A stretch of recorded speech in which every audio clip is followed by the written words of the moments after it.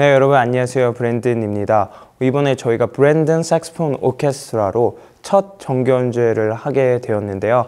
그래서 정말 특별한 분을 모셨습니다. 바로 오티스 머피 교수님을 모시게 되었는데요. 우리 오티스 머피 교수님은 처음으로 이번에 한국에 오게 되었습니다. 그래서 첫 내한 공연을 마치시고 오늘 이제 마스터 클래스와 리사이틀까지 마치시고 오늘 이렇게 특별한 인터뷰를 진행하게 되었습니다. If you want to go ahead, say hello to everybody watching. Greetings and hello to you all. I'm Otis Murphy, and it is great to be here today. So, have you been to Korea? No, this is my first time to come to Korea, and I want to thank you for this wonderful invitation to experience Seoul and to work together, Brandon. How was your trip? The trip here was long, but it was because for us to come from where we live in Bloomington, Indiana, we actually must drive about 1 hour to Indianapolis. And then we fly from Indianapolis, and instead of going west to Asia, we went it's already east. tired.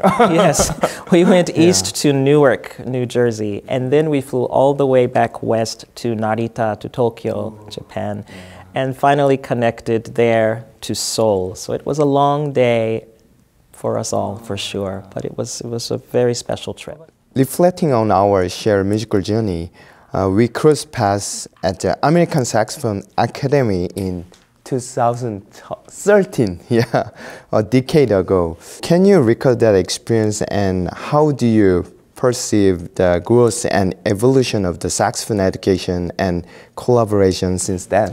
Well, it was a great opportunity to meet you and to work with young people like you. The American Saxophone Academy it was the idea of Chin Kwan Lin and Carrie Kaufman. What they wanted was to find a way for students to come to see us all, because we have students who visit us individually because they want to audition for our saxophone classes or see our schools. But so the American Saxophone Academy was kind of a one-stop shopping. It enabled, in our case, the 5 of us to come to go to one place, and students could come and meet us and experience us as teachers and get to know our concepts and our ideas. And it let us get to know these students as well. So, yes. And as colleagues, 4 of the 5 of us are the exact same ages. Yes. So Kenneth Che, Chin Kwan Lin, Timothy McAllister, and I are the exact same age. So I got idea from them so that I made a 1987 with Nikita Zimin and Yo Matsushita. After that, I decided, I must take a lesson from Otis Murphy. So actually, I drove 4 hours from Cincinnati to Indiana. So I took private lesson from you. So after that, I had a dream, if I will be a professional classic saxophonist and like you teacher or professor, I will invite Otis Murphy to Korea. Oh. Now dreams come true. I really appreciate that. Thank you for trusting me. You're very kind to support me, and it's been a real honor it's been wonderful to see how your career and you have blossomed in this field of saxophone playing. Your contributions, I've learned a lot by being here to see those who support you and how you are doing, and it's really special. So I wish you nothing but continued success, Brandon. Thank you.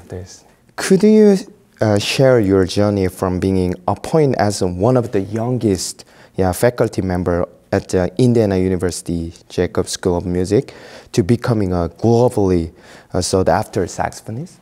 I think we never know how things unfold.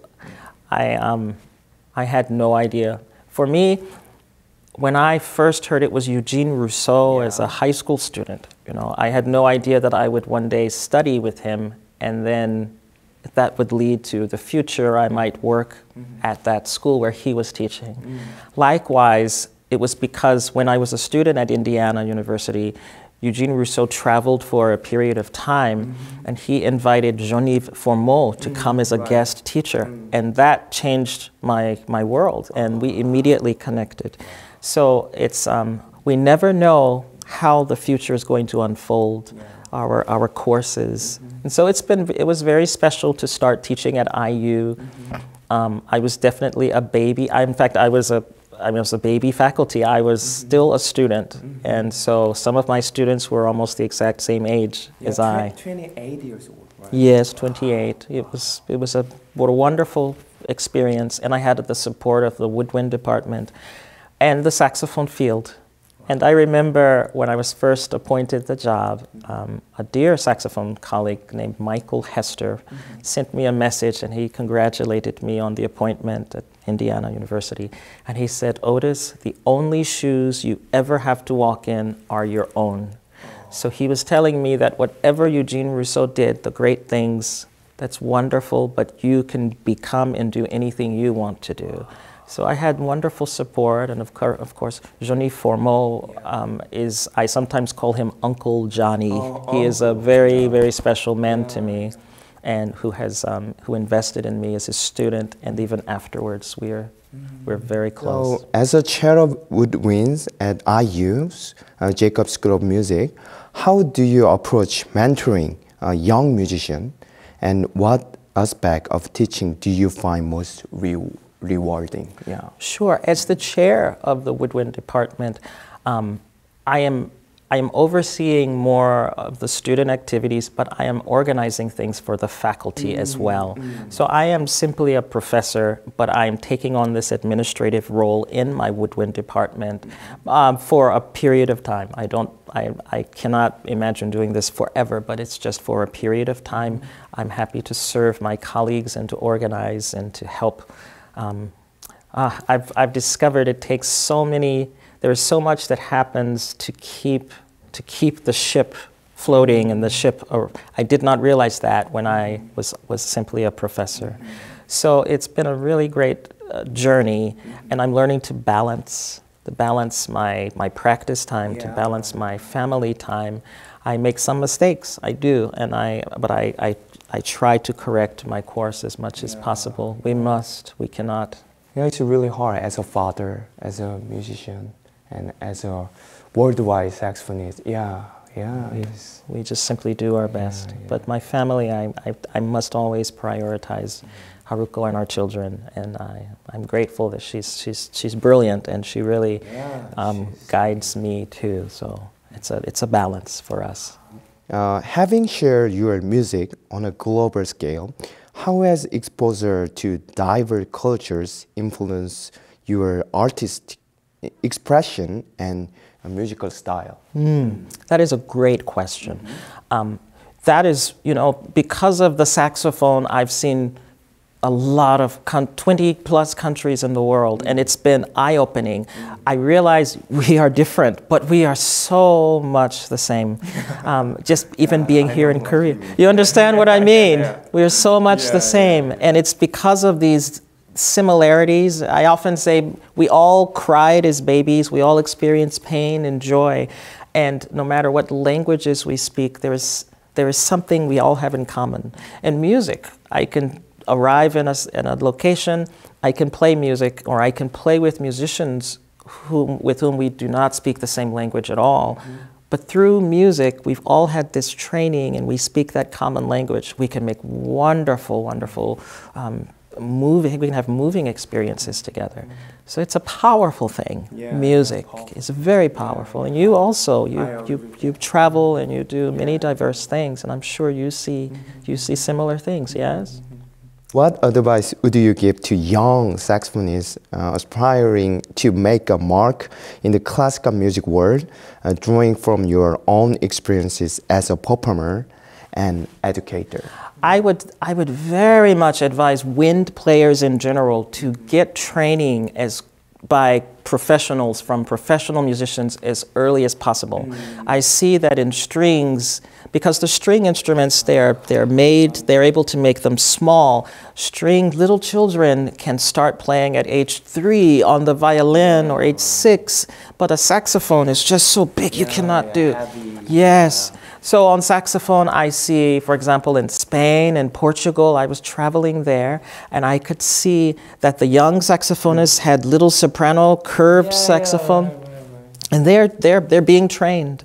And so as wind players, I think I want to see us with earlier training. I wish that I could have had that opportunity, and my parents, of course, did the best they could, but they did not know very much about helping and guiding me in classical music and music. And so I would encourage, looking at the young people I met in your orchestra and others, you know, to connect with the teacher and to just listen, absorb, but also to know that it is nothing replaces practice time.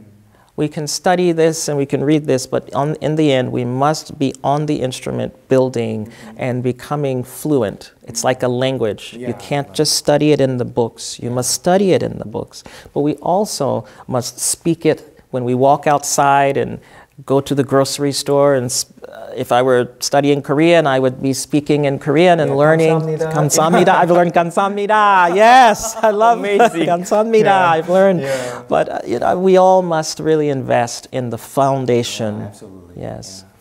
One of the things that I feel as saxophonists, young players, we must build, I call it the 5 T's. They are tone, tuning, tonguing, technique, timing. Wow. And it's something that is my core, and it's the core of my teaching. And whenever I'm analyzing something, I'm thinking about how is the sound. The sound must be good, the tone. The tuning, you cannot play out of tune and play well with other people. We must be able to play in tune with people. And then technique, we must be able to move around fluently on the instrument. Tonguing is clarity. It's clarity in our speech, for example. We must be able to speak clearly through our instruments. And timing is, on the outside, it looks like rhythm. We think of just being able to play with others rhythmically. That is true. We must play in time. And if you ever see orchestras, they even match the bows, the bowing to be so precise. But timing also means when to blow on a low C on the saxophone to get it to respond versus middle C, it's going to speak much quicker. When to close the keys, how much air. It's so important to learn about the coordination and timing of playing. Right. Because we are living in Earth, also gravity, you know. Gravity as well. Timing. I think it's the same theory. Yes. As you reflect on your career, what would you consider your musical legacy? And what future goals or projects are you excited about? One of the things I feel at my school, to my core, I love performing, but I love investing in the young generation and teaching. That is my real passion. And so as part of my legacy is that I hope that my students remember the sense of family that we tried to create there at Indiana University. I have students from around the country, but around the world in my studio, and they meet for the first time, and they bond. You know, in music, you studied in France. I'm sure your saxophone studio, the students come from so many places you never met. Maybe you played in competitions together, but you never really met. And it becomes an environment of absolute support and trying to connect. Haruko and I have some friends. When we played in the Adolph Sax competition when we were students, the next year we went to live in France and we met many of the saxophonists who were there.